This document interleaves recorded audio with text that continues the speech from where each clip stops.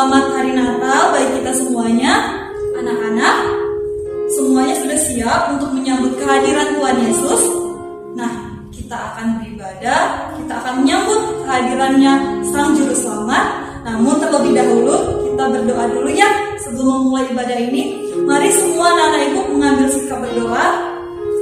Mari kita bersatu di dalam doa. Terima kasih Tuhan buat kasih setiamu Bapa yang telah hadir di tengah-tengah kami pada hari ini Tuhan. Terima kasih Yesus buat berkat-Mu yang tercurah pada hari ini. Di hari ini Tuhan, kami akan ibadah. Biarlah pujian dan lagu penyembahan Tuhan senantiasa memberkati. Dan biarlah Bapa ibadah kami ini dari awal pertengahan Tuhan senantiasa juga memberkati. Terima kasih Tuhan, di dalam nama Yesus Kristus terpujilah hari ini sampai selama-lamanya. Haleluya, amin. Nah, anak-anak sekalian, kita akan memulai ibadah ini. Mari kita gunakan setiap anggota tubuh kita untuk memuji dan memuliakan nama Tuhan. Mari kita angkat lagu pujian berikut ini dengan penuh semangat.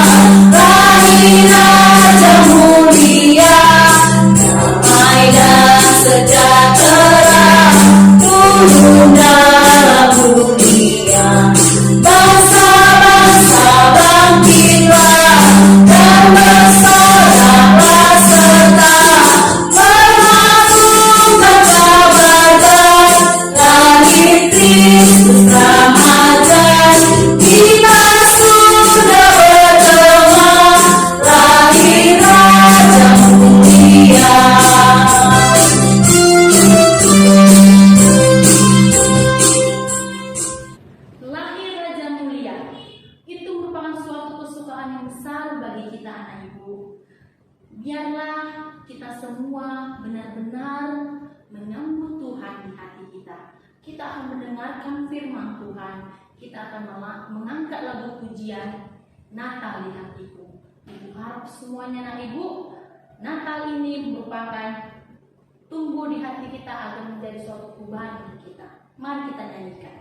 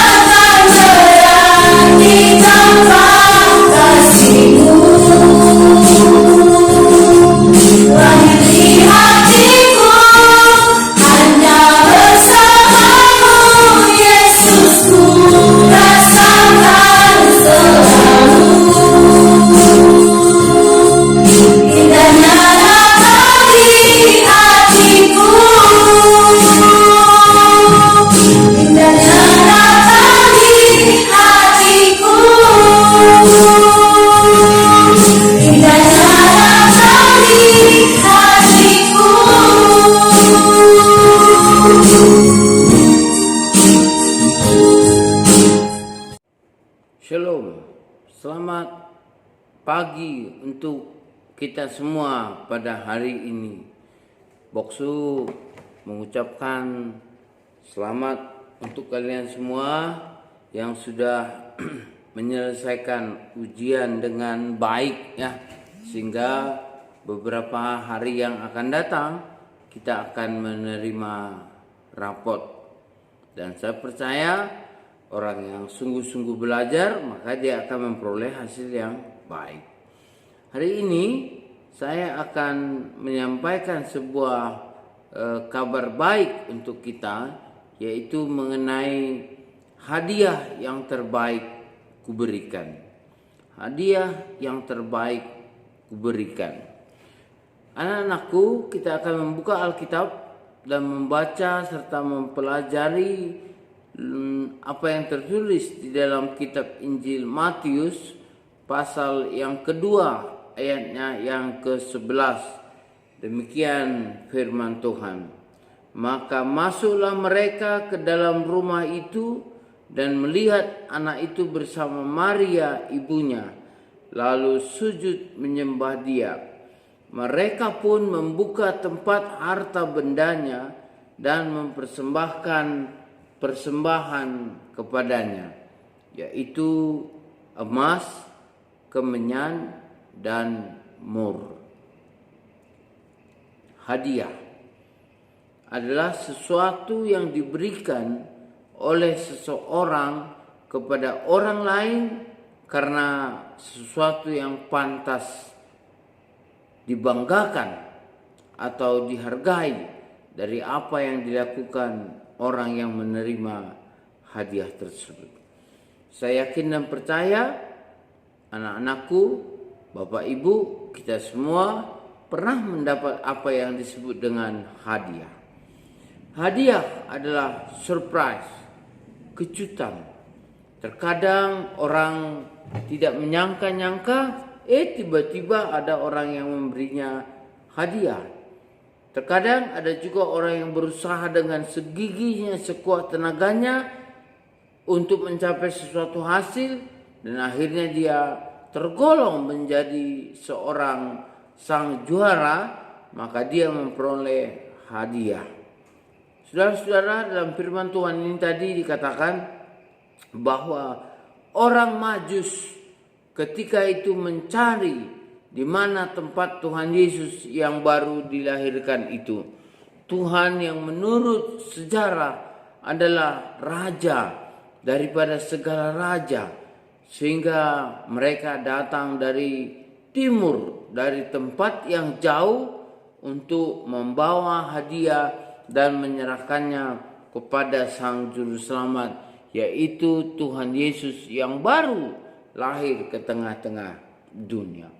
Ketika mereka bertanya kepada Raja Herodes berpura-pura begitu menyenangi dan begitu menyukai berita yang didengarnya dari para Majusi.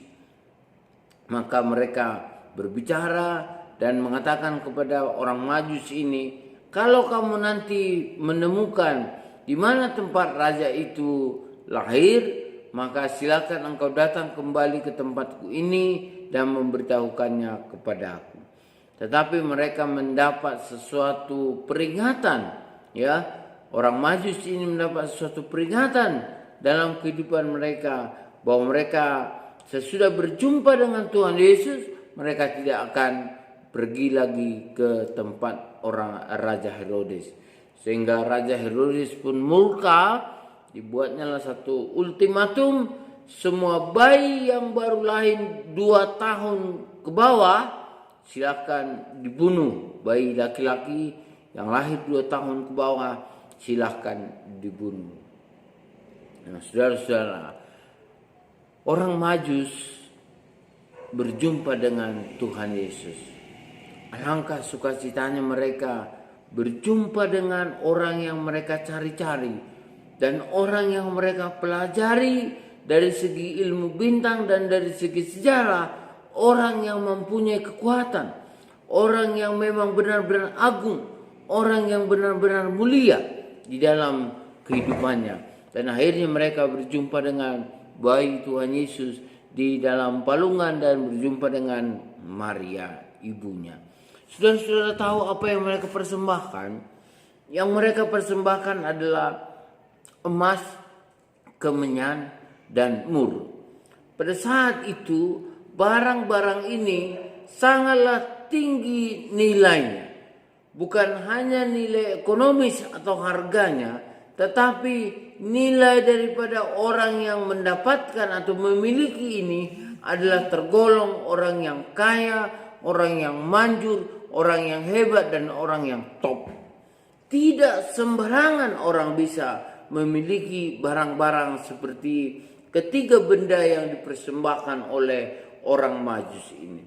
Tetapi karena bagi mereka Jesus is very special person, Jesus itu adalah orang yang sangat spesial bagi mereka, maka mereka juga membawa itu dari kejauhan. Dalam perjalanan mereka membawa itu sebagai satu persembahan yang berkenan kepada Tuhan. Nah, hari ini ketika kita sudah dekat dengan perayaan Natal, kita teringat kembali dengan persembahan orang Majus ini. Mereka membawa emas, kemenyan, dan mur. Saudara-saudara, saya katakan tadi ini adalah barang yang sangat berharga. Barang yang mempunyai nilai ekonomi sangat tinggi dan juga orang-orang terbatas, orang-orang tertentu yang bisa memilikinya karena faktor ekonomi. Tetapi itu mereka persembahkan, mereka bawa kepada Tuhan Yesus yang lahir di tempat yang teramat hina sangat itu.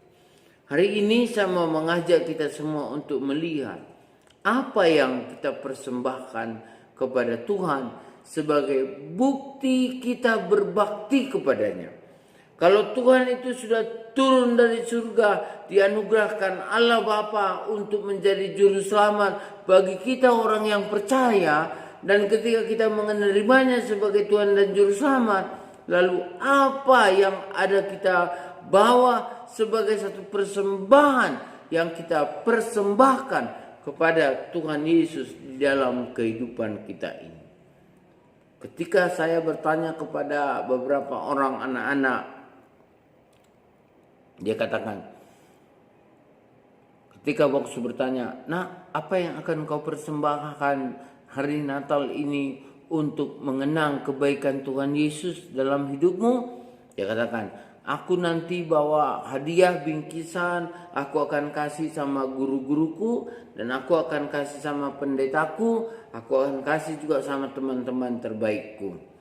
Oh, bagus, saya katakan.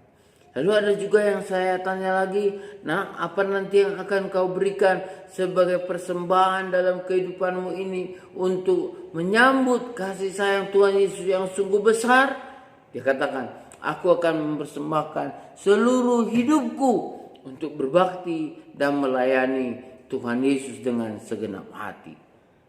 Lalu saya tanya lagi, "Apa yang akan kau persembahkan untuk Yesus yang sudah memberikan hadiah yang luar biasa kepadamu sebagai berkat yang cuma-cuma atau berkat yang diberikan secara free, gratis kepadamu?" Nah, lalu dia katakan, "Aku akan menyanyi, menghibur orang-orang yang susah, dan ketika ada mereka aku jumpa, aku akan berdoa untuk dia."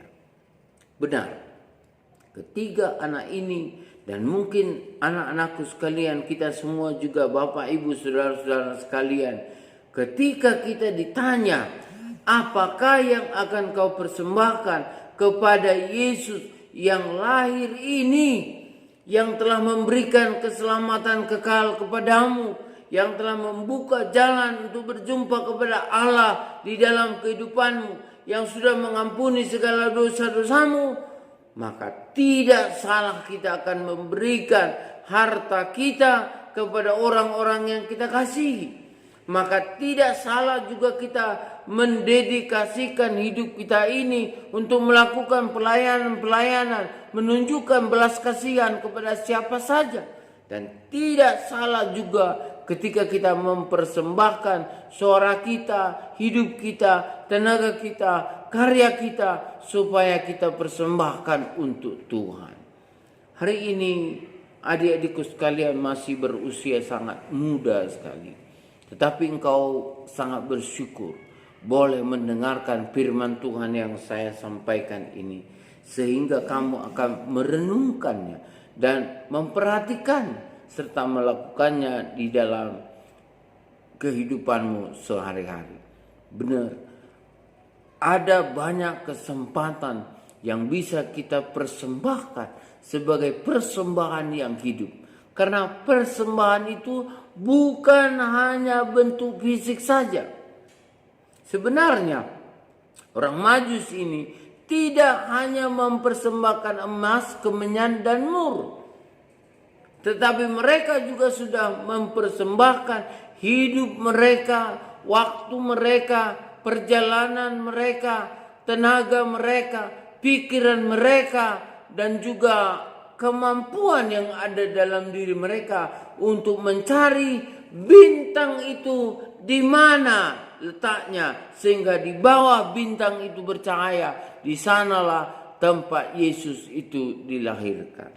Itu membutuhkan pikiran, membutuhkan tenaga, bahkan membutuhkan waktu yang berhari-hari.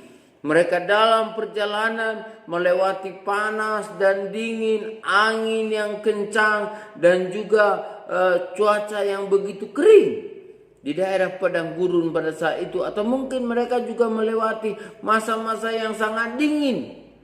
Ya, maka ketika mereka datang kepada Tuhan Yesus, sebenarnya kita mau melihat bukan hanya persembahan yang dibawa itu yang mereka persembahkan, tetapi ikut tenaganya, ikut pikirannya, ikut perbuatannya, semuanya secara total dipersembahkan untuk Tuhan. Dan akhirnya apa yang terjadi? Mereka diberikan wahyu melalui mimpi, melalui peringatan-peringatan dalam kehidupan mereka, supaya mereka menempuh jalan yang lain dan tidak perlu lagi berjumpa dengan Herodes. Dan akhirnya apa yang terjadi? Mereka sungguh berhikmat menurut pemikiran saya.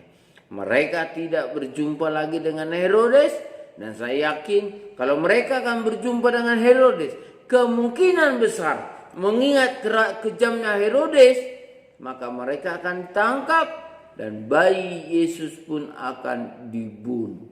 Tetapi inilah rencana Tuhan di luar jangkauan pemikiran manusia.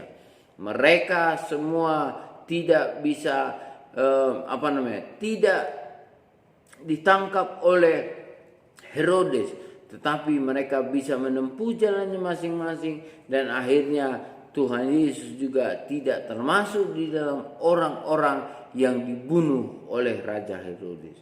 Rencana Tuhan itu sungguh di luar jangkauan pemikiran manusia. Jadi pada hari ini Bokso mau mengajak kita untuk melakukan dua hal. Persembahkanlah hartamu sebagai persembahan bagi Tuhan. Artinya jangan gunakan dengan sesuka hatimu, tetapi biar engkau gunakan dengan penuh kehematan dan juga dengan kesederhanaan.